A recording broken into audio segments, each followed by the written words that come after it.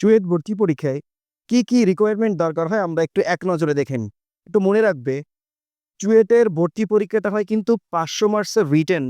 Written কিন্তু এখানে হয়। তাহলে তোমরা যারা রিটেনে বেশি ভালো, তোমাদের জন্য কিন্তু এই চুয়েট একটা অপার সম্ভাবনা। আমরা একটু দেখে নিই যে এখানকার রিকোয়ারমেন্টটা।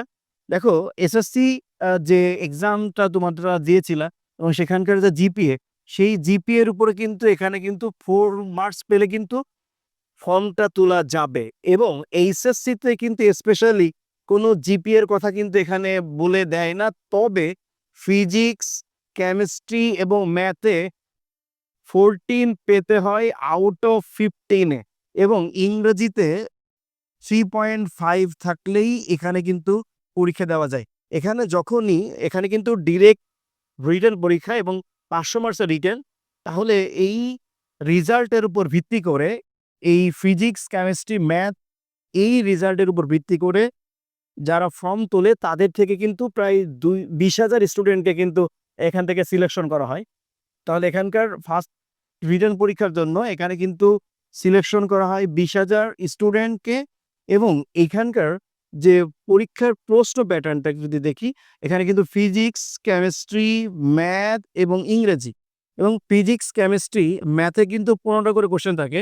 এখানে কিন্তু 15টা, এখানে কিন্তু 15টা, এখানে কিন্তু 15টা, এবং ইংরেজিতে কোশ্চেন থাকে কিন্তু 5টা, এবং প্রতিটা কোশ্চেনের মার্কস কিন্তু 10 করে। তাহলে এখানেও 10, এখানেও কিন্তু 10। তাহলে 500 মার্কসের রিটেন পরীক্ষা কিন্তু চুয়েট কর্তৃপক্ষ নিয়ে থাকে, এবং এখানে কিন্তু তোমরা টাইম পাবে 2 ঘন্টা 30 মিনিট। এখানে কিন্তু তোমরা এই 2 ঘন্টা 30 মিনিট কিন্তু তোমরা টাইম পাবে, এবং এখানকার কোশ্চেনটা কিন্তু বেশ ইঞ্জিনিয়ারিং স্ট্যান্ডার্ডই হয়।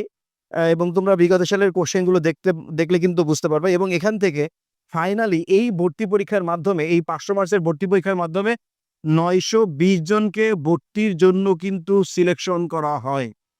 প্রিয় শিক্ষার্থী, তোমরা যাদের স্বপ্ন, যাদের ইঞ্জিনিয়ারিং, তোমরা কিন্তু একটু খেয়াল রাখবে যে ফিজিক্স, কেমিস্ট্রি, ম্যাথ এবং ইংরেজি, এই 4টা সাবজেক্টের উপরে কিন্তু বুয়েট, কুয়েট, চুয়েট, ওয়েট সব জায়গায় কিন্তু এই 4টা সাবজেক্টেই কিন্তু গুরুত্ব দেওয়া হচ্ছে।